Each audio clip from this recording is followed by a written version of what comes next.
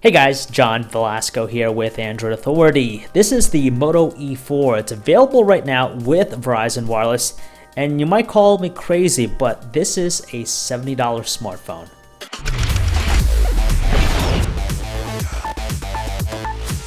So yeah, we're talking about a brand new phone that's priced at $70 right out of the gate.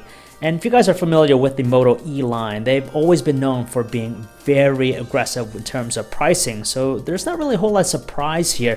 But what's more important is that it passed that $100 threshold. So now it's below that at 70 bucks.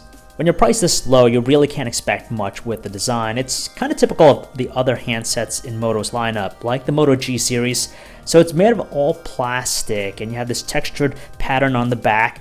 It feels lightweight, and it doesn't scream premium or style in any way, but of course, that's not the intent.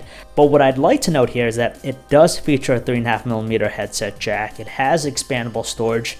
There's even a front-facing LED flash, and yes, a fingerprint sensor. And that's especially noteworthy because at this price point, it's very unheard of to find.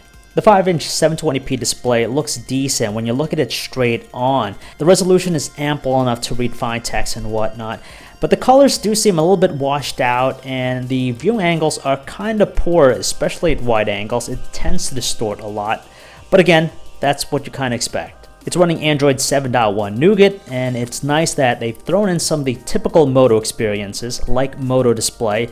So when the phone's off, it'll breathe some useful information, like the time, date, and battery level, so you're not constantly turning on the phone. And it's powered by a Qualcomm Snapdragon 425 chip with 2GB of RAM.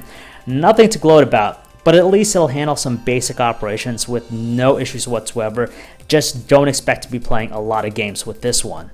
And finally, the camera on the back is an 8-megapixel camera. It has an LED flash, it uses a 4-piece composite lens, and it tops out at 1080p with its video capture. So it's there for the convenience. I'm not expecting it to take the best shots, but if you need to take something, it's there for you.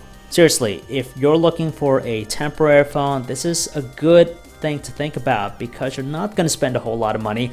70 bucks is nothing compared to $200, $400, or even $500. And honestly, it can still do the same things as most high-end smartphones, but probably at a slower pace. The design is not all that appealing, but again, that's what you get for $70. So if you guys want to learn more about the Moto E4, you can check out our website, androidauthority.com. This is John V, signing off.